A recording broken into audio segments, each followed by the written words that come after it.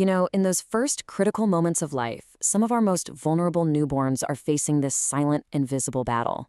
Their entire future, their brain health, it all just hangs in the balance. So today, we're going to explore the blueprint that's designed to give them the absolute best shot: neonatal neurocritical care. Okay, let's just start with a number that really puts the size of this challenge into perspective. In specialized neonatal intensive care units, we're talking about the NICUs where the sickest, most fragile babies go, as many as 1 in 4 of them is dealing with a brain injury, seizures, or some other neurologic condition. This isn't some rare thing. It's a huge crisis, and it demands a really focused, urgent response. So, here's our game plan for today.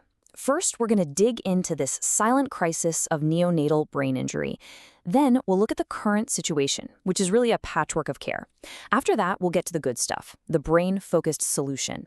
And then, we'll get practical, seeing how to build one of these services from the ground up, and, just as important, how we train the experts who make it all happen. All right, let's dive into part 1, the silent crisis. Modern medicine has made these incredible, almost miraculous strides in helping newborns survive. But the rate of neurologic problems, that has remained stubbornly, frustratingly high. So who are we talking about here? Who's most vulnerable? Well, the risk is spread across a surprisingly wide range of babies in the NICU. We're talking about infants born extremely premature, babies with complex heart defects, or those who have severe trouble breathing. And it also includes newborns who suffer a lack of oxygen to the brain right around birth. That's a devastating condition called hypoxic ischemic encephalopathy, or HIE.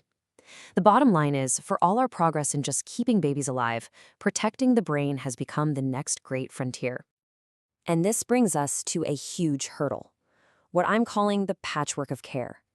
The way we diagnose, monitor, and treat these fragile brains can be wildly different from one hospital to the next. And you know what? That inconsistency has very real, very serious consequences. This slide, this really gets to the core of the problem. It shows you 2 totally different worlds. On the one side, without a dedicated neonatal neurocritical care, or NNCC service, care is often reactive. It's inconsistent. Brain scans might happen at different times, injuries get classified differently, and crucial brain monitoring tools, they often sit in a corner, underused. But look at the other side. With an NNCC program, everything flips. The whole approach becomes proactive and standardized. It's all driven by agreed-upon, evidence-based rules and a coordinated team. It completely shifts the philosophy from just reacting to injury to actively protecting the brain from the get-go. Okay, so if the problem is a patchwork system, the solution has to be a focused, evidence-based system. And this is exactly where these NNCC programs come in and just completely change the game. The philosophy driving these programs is so simple, but it is incredibly profound. It's this idea that's been championed by the Vermont-Oxford Network, and it reframes literally everything that happens in the NICU.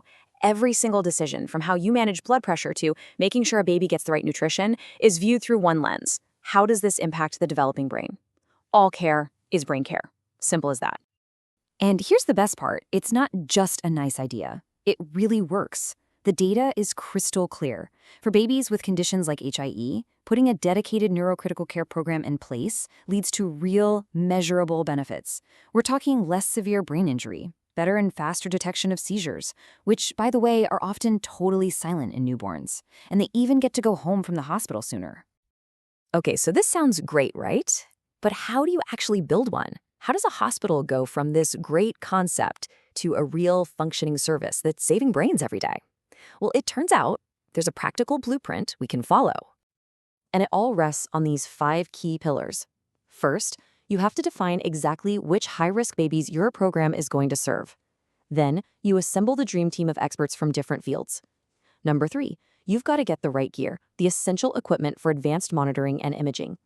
From there, you develop standardized clinical pathways so that everyone is following the same playbook.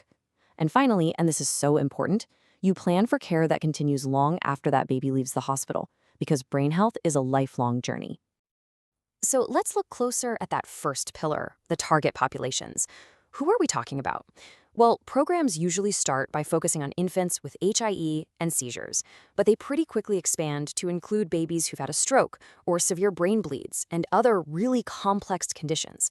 This also includes infants on ECMO, that's that advanced life support that does the work of the heart and lungs outside the body. and those babies are at an incredibly high risk for brain injury.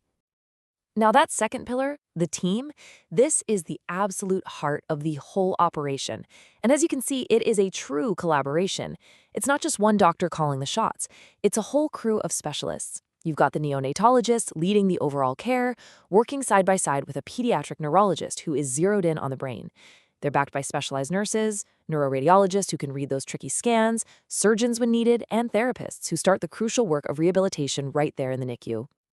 So building the service is one thing, but you need highly, highly trained specialists to actually run it.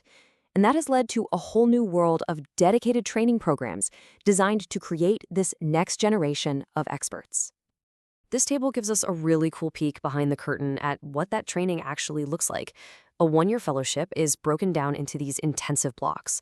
A trainee will spend months fully immersed in the NICU, followed by rotations dedicated just to neonatal neurocritical care. But then they also rotate through the EEG lab to become masters at reading brainwaves. They spend time in neurology clinics to see how these kids do long-term, and they get a hands-on training reading complex baby MRIs and ultrasounds. I mean, it is a seriously comprehensive experience. But here's the thing, success in this kind of training isn't just about acing a test. It's measured against a set of core professional skills. To graduate, a fellow has to prove they're not only a medical expert, but also that they can communicate effectively with families during the most stressful time of their lives. They have to be a great collaborator, a lifelong scholar who's always learning, and a true professional who knows their own limits and is always open to getting better.